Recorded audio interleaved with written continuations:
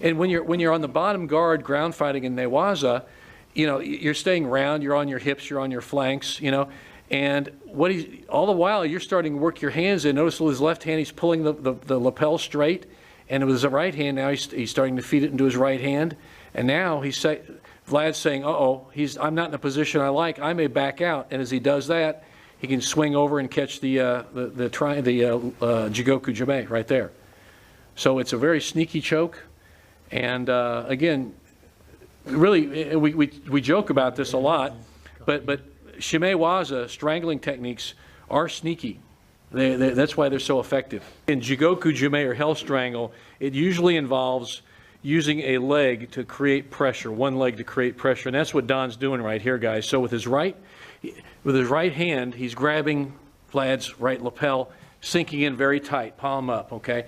And now, really what the Jigoku Jime, instead of forming a full triangle, he's just going to swing his right leg over on the other side of Vlad's head, and he's going to trap the head right in there with the leg and the wrist, and creating a really nasty Hell's Triangle. And he can pull even more, add more pressure to it. Because with his right hand, he's still holding on. Notice that? If he grabs his own leg and adds more pressure to pull downward the head into the lapel choke, it's really a lapel choke using the leg as extra oomph. And that's exactly what he's doing. And notice he's on his left hip when he does this. And now you can be straight, you can be flat, but it often works better from this position. Okay. You're doing the same thing that you were just doing, but you're bringing him in here, and you're controlling him. You're climbing up to here. Okay, just like you were doing a minute ago. Okay, and then the only thing, now, Vlad was asking, can you submit from just here? Well, yeah, because as soon as I'm here, I'm gonna come past this arm right here, and from right here, sure I can submit, right? And again, it's not, you gotta be careful. If I'm like this, it's not, it's something, but it's not, okay, and my hand's way back, but when I turn my wrist, that's the, you know, that's the trick. From here, I turn my wrist this way and do this.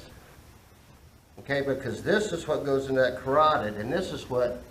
So really the back of your hand, the inside of your right thumb is right in his right carotid. Is that right, Don? Yes. Yeah. Palm up. Okay?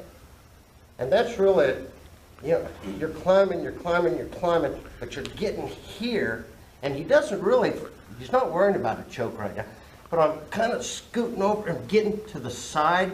Like Steve was saying, get on your left hip if you're coming in on this side.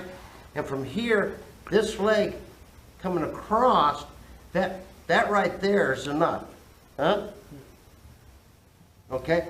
But then you guys were just finishing it off by hooking this leg.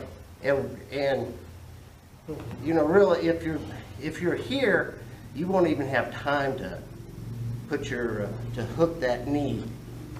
You won't even have time to do that.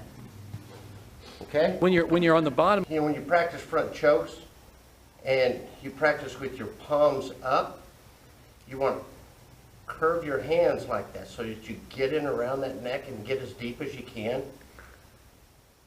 And then bring them back like that to choke. And this way, you curve those hands around and bring them back in to choke. and we say in curving, you notice his wrists are always straight. They're just like rods, but the way he's pulling them in, it's a pulling movement. Don't you ever see that? It's manipulating with the hands. Okay. Those things help. Those little points really add up. Okay, let's give it a try, guys.